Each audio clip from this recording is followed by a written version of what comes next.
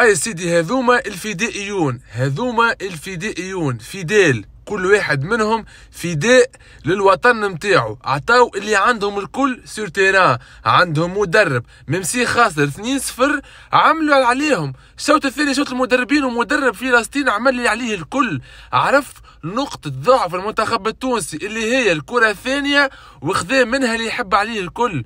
ومش أي مدرب يكون خاسر 2-0 مع المنتخب التونسي يرجع في المباراة وكان ينجم يربحك زاد فاسيل على الآخر، خاطرك أنت خليت له وسط الميدان نتاعك محلول، خرجت تقاه ودخلت له عباره انت خرج جوار ما دخلت حتى حد، سهله الحكايه. حليت وسطك قلت له العب خذ كوره، وفرجاني يتمشى من دقيقه 60 وعنده ورقه صفراء، فهمتش علاش ما تخرجوش. وحسام تقى احسن ملاعب اليوم في المنتخب التونسي، ما فهمتش علاش خرجته. ريان علي ما فهمتش علاش دخلته اصلا.